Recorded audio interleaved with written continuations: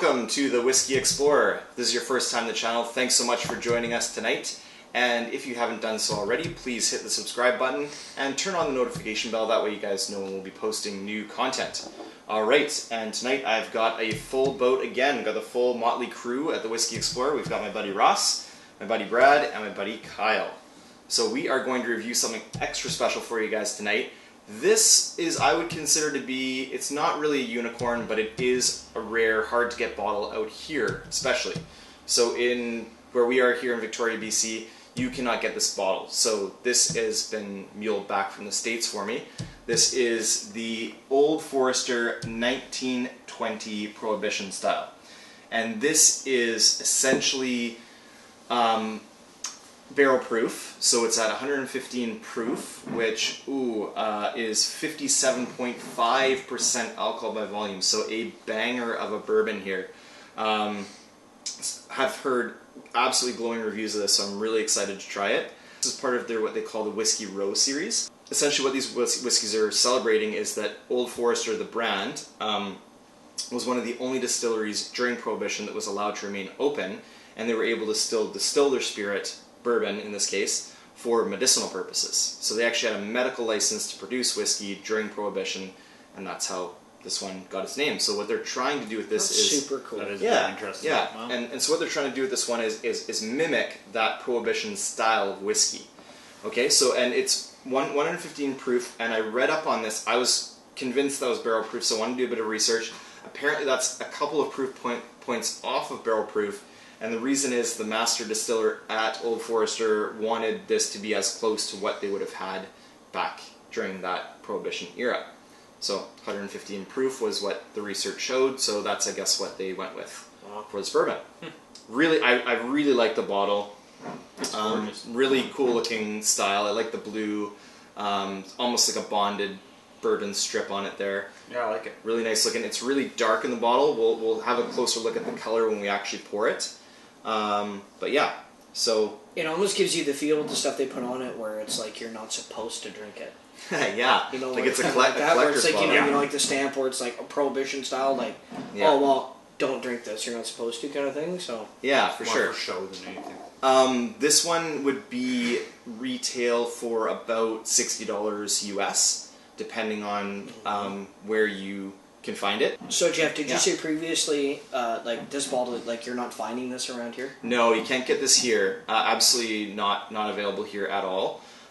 It just got into the Alberta market, so Calgary and Edmonton I know have just got it, but they got it after I had already gotten this. What would the price point be? Did you say that if like in terms of making like Canadian? It'll be like $100. $100? Yeah. Okay. Yeah. Wow. I would say maybe 90, but it's a good one. Yeah, so now we're gonna unbottle it. That's let's super good looking bottle though. Let's go for the cork pop here. Oh yeah, there she is. That's what we're looking for. Look at that wet cork. Yeah, that's good. Oh, There's an interesting kind of metallic smell on that. I don't think that's going to translate at all to whiskey, but no. Let's get some pours of this going here. Nice glug on there too. Some glug. Yep. I have been waiting for this one. Oh yeah, it smells good. And again, even on the cork, it's good. It's always a bit of a trade-off. I always want to do the uncorkings because I love doing them on the channel. But on the other hand, you should never really judge a bourbon by the neck pour or a whiskey in general just because it hasn't had time to open up. Looking at the color on this one, it was really dark in the bottle. It's a little lighter when you actually get it in the glass. More like a caramel. Jeff, one thing I find in comparison to some of the other stuff we've done, I find it even swirling it seems thick. This one? Yeah. Yeah. There's going to be, so I could almost say for sure that this is unchill filtered. No. It doesn't say on the label, but I think that it would be. Would it be for being a little bit more thick? Would that have anything to do with like the alcohol content to it? Yes. Like with it being 57. Yeah. I was just gonna ask that. 57.5 is a monster bourbon. Yeah, that's high. That's big. So in the glass, kind of a medium kind of copper color. Nice color. Yeah, it's nice. Beautiful dark. Like it's got a real nice dark color to it. The legs are running pretty slowly, so that means that kind of, as we were saying, that kind of nods to the high proof point on this whiskey. I find like a dark amber, like, although it's tough for me because I'm colorblind, so I don't really so it makes it different, but amber sometimes I can see. Is that a thing? Oh yeah. Oh yeah. Absolutely. Okay. That would be a good description. It Probably smells one, yeah. really good.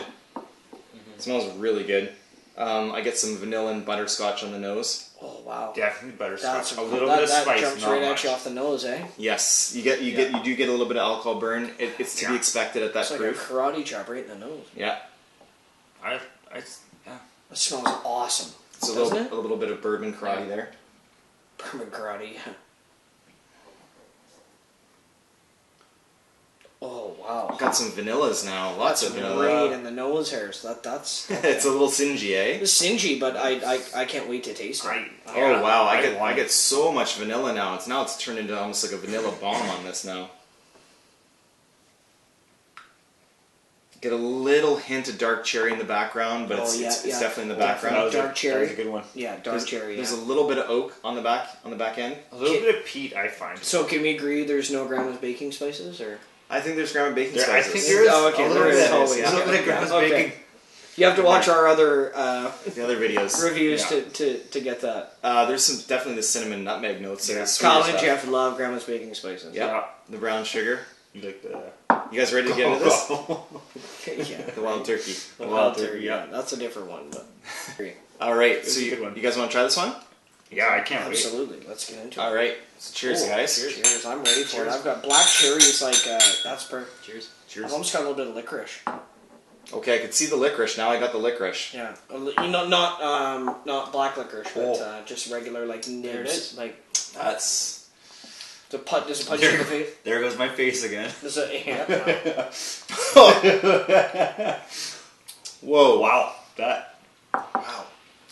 Holy! Okay, Not what Whoa. I Oh, expected. wow.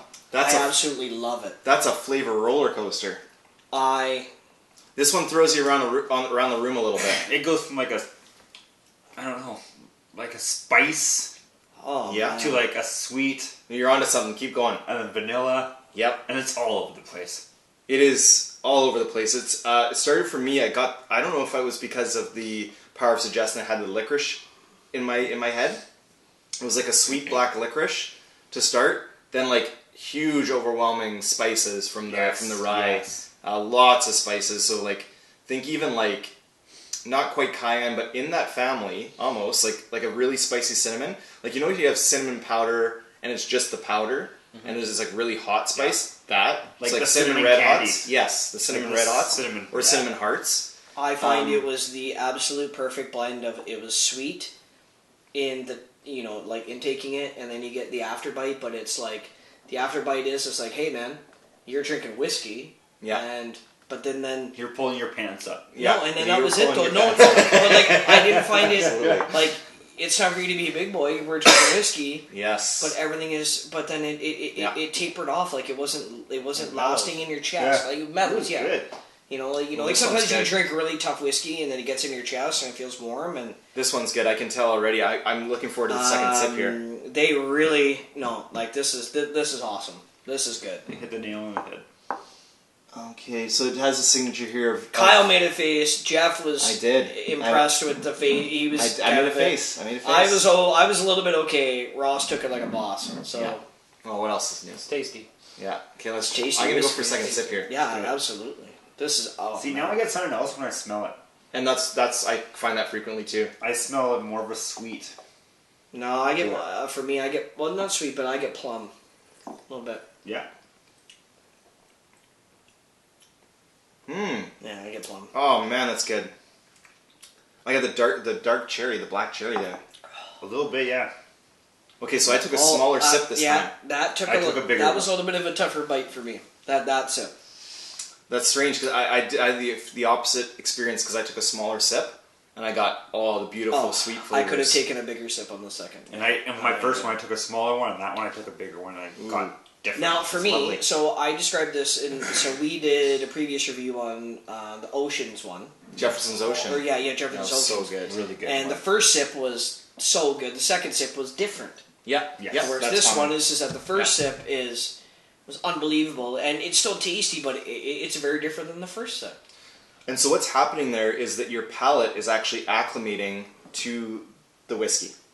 So the first, especially with something that's such high proof like this, 57.5%, you don't judge it on the first sip necessarily because your palate is getting, especially with this one at this high proof, it's getting overwhelmed by the alcohol notes. No. And it kind of destroys it. I like to kind of think of it as washing out or destroying your palate. Then you go, after you've had that flavor in your mouth, now you've got the flavor in your mouth, you go in again and you're acclimated so you can then generally pull out more flavors. Now, Jeff, like, are you gonna find bourbons or whiskeys, like, in terms of 57, like, stronger than this? Yes. Yes? Like, Yeah, absolutely. So Elijah Craig Barrel Proof is a really good example. It's another bottle that we can't get here. We get, just for you US viewers out there, I know there's a lot of you, we don't get good bourbons here, just in general. We just don't. We get kind of the run-of-the-mill standard stuff, and we don't get much more. I make that point because I've never seen a bottle like 57, anything higher than 57. So there is a Like bottle this. of Elijah Craig Barrel Proof that is 64.5%. Is that about as high as it gets? Yeah, that's about it. That's about it. There's a Stag Junior that I heard was, or a Stag Junior, I think it was, that was flirting with 70%. Okay. Which is like just kind of crazy. So, question for you: would you? Those would be unicorns then. Yeah, well, here they are. Yeah, Sorry, Kyle, go ahead. Would you add water to this? I would. I will be doing that. I think I'm actually going to do it now.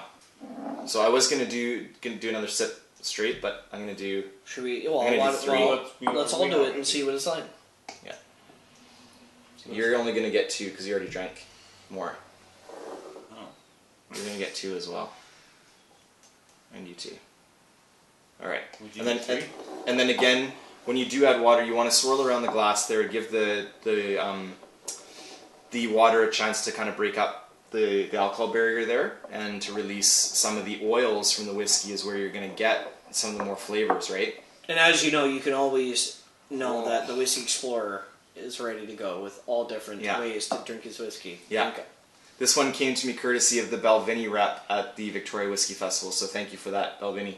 Jeff, Right. have you spoken about your time at the Whiskey Festival? No, that's it. We'll cover that in another video. We're going to cover that in a different video, Yeah. but I also like the mouthfeel on this one. It's an oily kind of fully mouth-coating mouthfeel. Like it. This whiskey is an experience to me. It's a good one, but it's an experiential whiskey. It's this one, like I said, it throws you around the room a little bit. It's a flavor roller coaster to me. Absolutely. I actually like it with water. I do. Do you?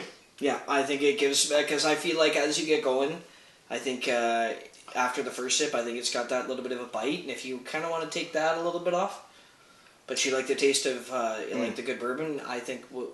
I like it better without. For me, it brought out more of the alcohol note. It made it stronger. I'm with you on that more one. of the alcohol too. Yeah. Okay, yeah. I think I like one drop. I think works well for me.